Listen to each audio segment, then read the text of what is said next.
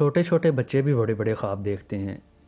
جو ہتھیار صرف ایک بار استعمال ہوتا ہے اسے بھی ساری زندگی ڈھونا پڑتا ہے۔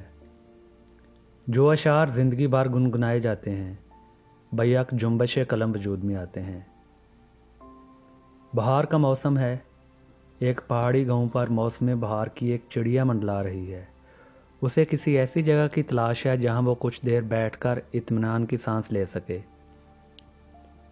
پھر اسے ایک مکان کی چوڑی چکلی ہموار اور صاف ستھری چھت اور اس پر رکھا ہوا پتھر کا ایک بیلن نظر آتا ہے۔ وہ پر سمیٹتی ہے اور آسمان کی وسعتوں سے نیچے بیلن پر اتر کر آرام کرنے لگتی ہے۔ ایک نازک اندام دوشیزہ کی نظر اس پر پڑتی ہے۔ وہ چپکے آتی ہے اور چڑیا پکڑ کر گھر میں لے جاتی ہے۔ چڑیا محسوس کرتی ہے کہ گھر کے سبھی لوگ اس سے پیار کرتے ہیں۔ وہ ہمیشہ کے لیے اسی گھر میں بس جاتی ہے اور مکان کی ایک پرانی دھواں زدہ شتیر میں جڑی نال کے سہارے اپنے لیے گھونسلہ بنا لیتی ہے۔ اگر میں اپنی کتاب کو اس چڑیا سے تشبیہ دوں تو کیسا رہے؟ کتنی بار میں نے اپنی شاعری کے نیلے آسمان پر اڑتے ہوئے نثر کی وادی کی جانب اشتیاق بھری نظر ڈالی ہے اور کسی ایسے مقام کی تلاش کرتا رہا ہوں جہاں اتر کر سکون و اطمینان کی سانس لے سکوں۔ لیکن نہیں، یہ کہنا زیادہ بہتر ہوگا کہ میں وہ ہوائی جہاز ہوں جو زمین پر اترنے کے لیے ہوائی اڈے کے اوپر منڈلا رہا ہے۔ میں اترنا چاہتا ہوں لیکن ہوائی اڈے کے کنٹرول مینار سے موسم کی خرابی کی وجہ سے اجازت نہیں مل رہی ہے۔ میں چکر لگانا بند کر دیتا ہوں اور ایک جانب روانہ ہو جاتا ہوں۔ میں جس زمین پر اترنا چاہتا تھا وہ اب پھر پیچھے چھوٹتی جا رہی ہے۔ بارہا ایسا ہوتا رہا ہے، اور یوں میں نے سوچا کہ نیچے کسی ٹھوس پتھریلی زمین پر اترنا میری قسمت میں نہیں، ناہموار اور دشوار گزار زمین پر ٹھوکریں کھاتے ہوئے آگے بڑھنا ہی میرے قدموں کا مقدر بن چکا ہے۔ میری آنکھوں کو روئے زمین پر نت نئی جگہوں کی تلاش سے کبھی فرصت نہیں ملنے والی ہے، اور دل کا مقدر ہی یہ ہے کہ وہ ہر گھڑی نو بنو اور تازہ بتازہ نغموں کو جنم دیتا رہے۔ اس کسان کی طرح جو اپنے سر کے اوپر سے گزرنے والے بادل کے کسی ٹکڑے کو نظر بھر کر دیکھتا ہے، یا سارسوں کی مخروطی قطار سے لطف اندوز ہو کر دوبارہ مضبوط ہاتھوں سے ہل کو پکڑ کر اپنے کام میں مصروف ہو جاتا ہے۔ میں بھی اپنی اس نظم کی تکمیل کی طرف متوجہ ہوتا ہوں جو ادھوری رہ گئی تھی۔ جی ہاں، میں اپنی شاعری کو آسمان کا ہم پلہ کتنا ہی کیوں نہ قرار دوں، شاعری میرے لیے میرا کھیت ہی رہی ہے، ہل کے نوک کی چبھن کا انتظار کرنے والی زمین اور سنگین کام۔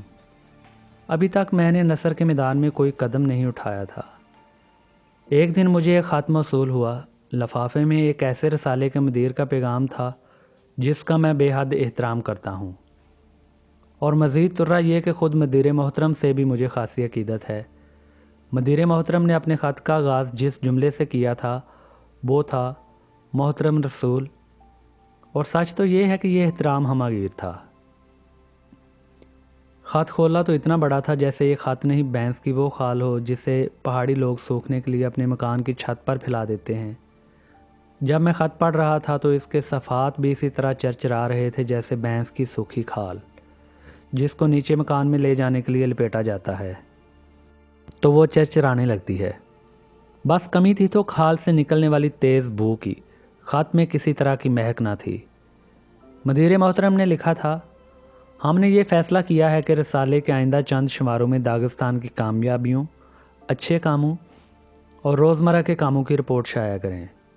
ہماری خواہش ہے کہ اس میں ہمارے عام محنت کش مردوں اور عورتوں کی کہانی ہو، ان کی بے لوث کوششوں اور امنگوں کی کہانی، آپ کے کوہستانی وطن کا روشن مستقبل اور اس کی صدیوں پرانی روایات کا ذکر ہونے کے ساتھ ساتھ اس کے شاندار حال پر اس داستان میں زیادہ زور دیا جائے۔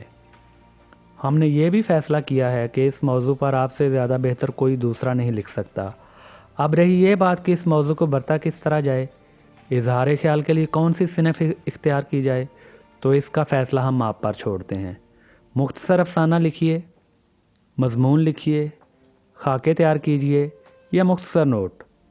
مضمون ٹائپ کے 9-10 صفحات پر مشتمل ہو تو بہتر ہے، اور اسے ہر حال میں 20-25 دن کے اندر ہمارے پاس پہنچ جانا چاہیے۔ ہمیں آپ کے تعاون کی امید ہے اور ہم آپ کا پیشگی شکریہ ادا کرتے ہیں۔ ایک زمانہ تھا جب لڑکیوں کی شادیاں ان کی مرضی کے بغیر کر دی جاتی تھیں۔ بس انہیں اتنا بتا دیا جاتا تھا کہ ساری باتیں طے ہو چکی ہیں اور اب تمہیں فلاں ابن فلاں کے ساتھ زندگی گزارنی ہے۔ لیکن اس زمانے میں بھی کسی میں اتنی جرأت نہ تھی کہ بیٹے کی شادی طے کر دے اور اس کی مرضی معلوم نہ کرے۔ لوگ کہتے ہیں کہ گداتلی گاؤں کے کسی فرد نے ایسا کیا تھا۔ تو کیا مدیر محترم بھی پہاڑی گاؤں گداتلی سے کوئی تعلق رکھتے ہیں؟ انہوں نے تو مجھ سے متعلق ساری باتیں طے کر دیں، لیکن کیا میں نے بھی یہ فیصلہ کر لیا ہے کہ میں اپنے داغستان کی کہانی 9-10 صفحات میں سمو دوں، اور وہ بھی 20-25 دن کے اندر اندر؟ مجھے غصہ آ گیا اور اس غصے میں وہ خط میں نے جہاں تک ہو سکتا تھا اپنے سے دور پھینک دیا۔ کچھ دنوں کے بعد میرے فون کی گھنٹیاں اس شدت اور تکرار کے ساتھ بجنے لگیں جیسے وہ فون نہ ہو بلکہ کوئی مرغی ہو جو انڈا دینے کے بعد چیخ چیخ کر اپنی فتح کا اعلان کر رہی ہو۔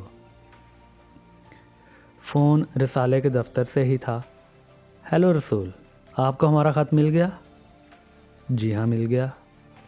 تو مضمون کا کیا ہوا؟ دیکھیے، آپ تو میری مصروفیت جانتے ہی ہیں، بات یہ ہے کہ مجھے وقت نہ مل سکا۔ دیکھیے رسول، آپ ہمیں ٹال نہیں سکتے۔ ہمارے رسالے کی تعداد شاید 10 لاکھ کے قریب ہے اور اسے بیرونی ملکوں میں بھی پڑھا جاتا ہے۔ اگر آپ واقعی اس قدر مصروف ہیں تو ہم کسی اور کو آپ کے پاس بھیج دیتے ہیں۔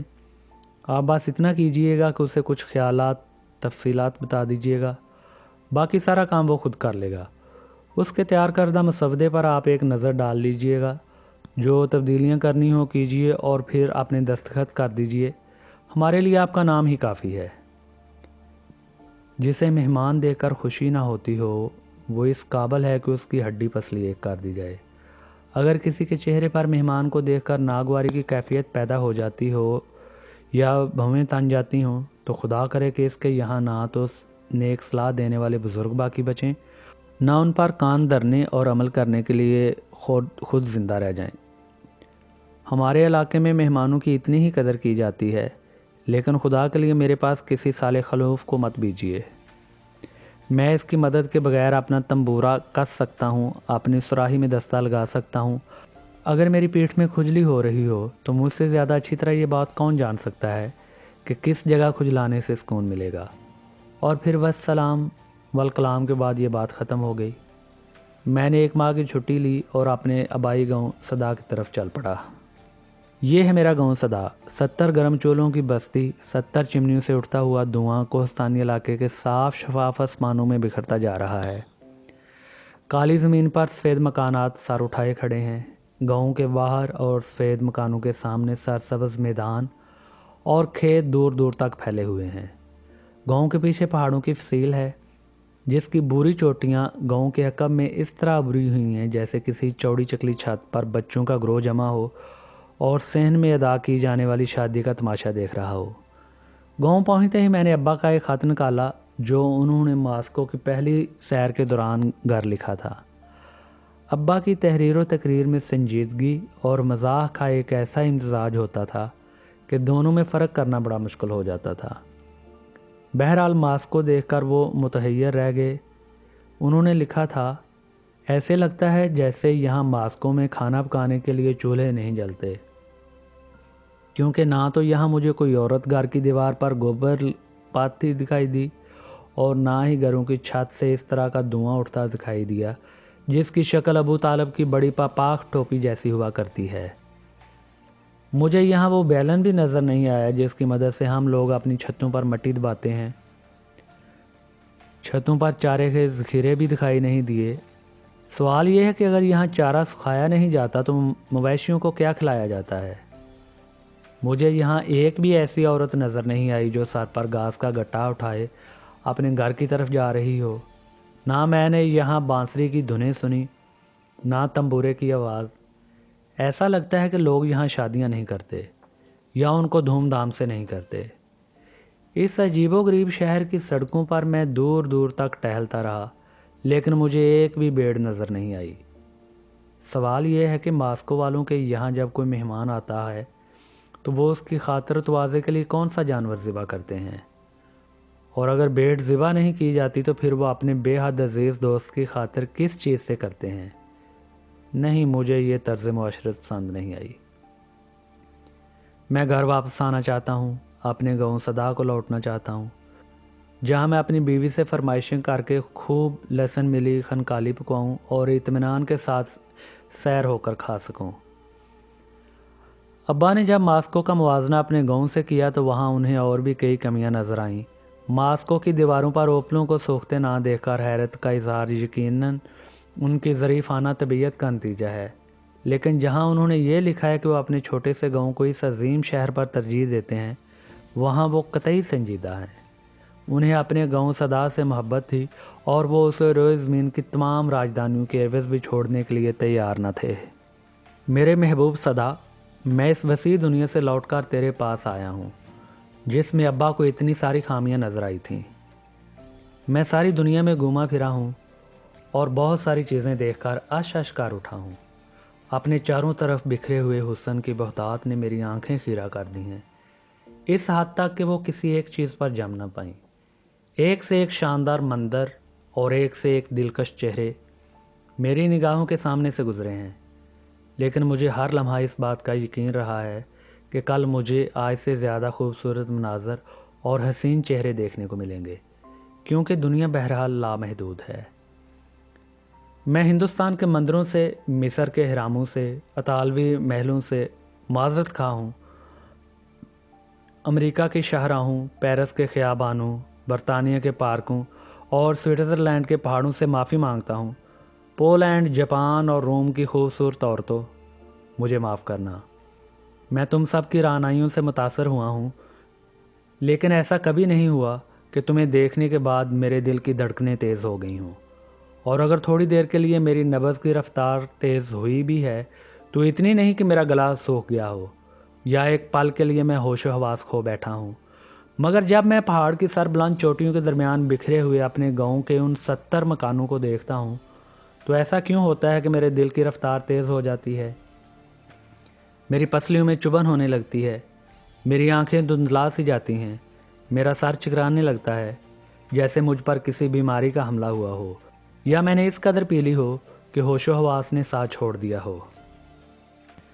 کیا اس کا مطلب یہ ہے کہ داغستان کا یہ چھوٹا سا گاؤں وینس، قاہرہ یا کلکتہ جیسے شہروں سے زیادہ خوبصورت ہے؟ یا میں سر پر لکڑیوں کا گٹھا اٹھائے کسی پہاڑی پگڈنڈی سے جس عورت کو گزرتے ہوئے دیکھتا ہوں وہ اسکینڈینیویا کی کسی قدآور اور سنہری بالوں والی دوشیزہ سے زیادہ حسین ہے؟ صدا، میں تیرے کھیتوں میں پھرتا ہوں اور صبح کی ٹھنڈی اوس میرے تھکے پیر دھوتی ہے۔ میں پہاڑی نالے سے نہیں بلکہ اس سوتے سے وہاں منہ دھوتا ہوں جہاں سے وہ پھوٹتا ہے۔ لوگ کہتے ہیں کہ پیاس لگے تو اس جگہ جا کر پیاس بجھاؤ جہاں چشمہ زمین سے پھوٹتا ہے۔ لوگوں کا یہ بھی کہنا ہے، اور خود ابا بھی کہا کرتے تھے، کہ انسان کو صرف 2 صورتوں میں جھکنا چاہیے: کسی بہتے ہوئے چشمے سے پیاس بجھانے کے لیے یا پھر کسی شاخ پر کھلا ہوا کوئی پھول توڑنے کے لیے۔ صدا، تو میرا چشمہ ہے، میں تجھ پر جھکتا ہوں اور تیری رعنائیوں سے جی بھر کر اپنی پیاس بجھاتا ہوں۔ مجھے ایک چٹان نظر آتی ہے اور اس پر ایک دھندلی سی پرچھائی ابھرتی محسوس ہوتی ہے۔ یہ میں ہوں، 30 سال پہلے کا رسول۔ میں چٹان پر بیٹھا ہوا بیڑوں کے گلے کی نگرانی کر رہا ہوں۔ میرے سر پر ایک پاپاخ ٹوپی ہے، ہاتھ میں ایک لمبی سی لاٹھی ہے اور میرے پیر گرد میں اٹے ہوئے ہیں۔ مجھے ایک پگڈنڈی نظر آتی ہے اور اس پگڈنڈی پر بھی وہی پرچھائی ابھرتی ہے جو میں اپنی پرچھائی میں دیکھتا ہوں۔ یہ میں ہی ہوں، 30 سال پہلے کا رسول۔ میں پاس کے کسی گاؤں کی طرف جا رہا ہوں، غالباً ابا نے کسی کام سے بھیجا ہے۔ قدم قدم پر میری ملاقات اپنی ذات سے ہوتی ہے، اپنے بچپن سے ہوتی ہے، ان بہاروں سے، برسات کے موسموں سے، پھولوں سے اور پتجھڑ کے زمانے میں ہر طرف بکھر جانے والے پتوں سے ہوتی ہے جو میرے بچپن کی یاد سے وابستہ ہیں۔ میں کپڑے اتار دیتا ہوں اور ایک بلوری آبشار کے نیچے کھڑا ہو جاتا ہوں۔ پہاڑ کی چٹان سے گرنے والے پانی کی چادر 8-12 حصوں میں بٹ جاتی ہے اور آگے بڑھ کر پھر ملتی ہے، پھر جدا ہو جاتی ہے، پھر ایک دوسرے سے مل کر آبشار کا روپ دار لیتی ہے اور اپنا سارا سرمایہ میرے شانوں، میرے بازوں اور میرے سر پر انڈیل دیتی ہے۔ میرے اس ٹھنڈے آبشار کے مقابلے میں پیرس کے پیلائس روائل ہوٹل کا غسل خانہ ایسے لگتا ہے جیسے پلاسٹک کا کوئی کھلونا۔ چٹانوں کے درمیان ایک پہاڑی نالے کے دھارے نے جمع ہو کر تالاب کی شکل اختیار کر لی ہے، جس کا پانی دن کو گرم ہو جاتا ہے۔ لندن کے میٹروپول ہوٹل میں نہانے کا نیلگوں ٹب میرے اس پہاڑی غسل خانے کے آگے اس حقیر تشت کی طرح ہے جو ہاتھ منہ دھونے کے لیے استعمال کیا جاتا ہے۔ بڑے بڑے شہروں کی سڑکوں پر چکر لگانا میرا محبوب مشغلہ ہے، مگر 5-6 بار طویل مسافت کے بعد شوق کی یہ آگ بجھ جاتی ہے، شہر کی اجنبیت ختم ہو جاتی ہے اور گھومنے پھرنے کو جی نہیں چاہتا۔ لیکن یہاں میں اپنے گاؤں کی چھوٹی چھوٹی سڑکوں پر ہزاروں چکر لگا رہا ہوں، لیکن اکتاہٹ کا نام و نشان بھی نہیں ہے، اور نہ ہی چکر لگانے کی شدید خواہش میں ذرا سی کمی آئی ہے۔ اس بار میں گاؤں کے ایک ایک گھر میں گیا، میں نے ایک چولہے پر حاضری دی، چاہے ان میں شعلوں کا رقص جاری ہو یا شعلوں کی جگہ دہکتے ہوئے انگارے لے چکے ہوں یا خاکستر میں دبی ہوئی چنگاریاں بھی سر پڑ چکی ہوں، ان سب پر میں نے اپنا سر جھکایا جس پر وقت کی ٹھنڈی راکھ پھیل چکی ہے۔ میں ان پالنوں کے قریب کھڑا ہوں جن میں پہاڑی علاقوں کا مستقبل بچوں اور بچوں کی صورت میں مصروف استراحت تھا۔ کچھ پالنے خالی تھے، لیکن انسانی بدن کی حرارت اب بھی ان میں موجود تھی، اور کچھ ایسے بھی تھے جن میں رکھے ہوئے کمبل اور تکیے بہت پہلے ہی سرد پڑ چکے تھے۔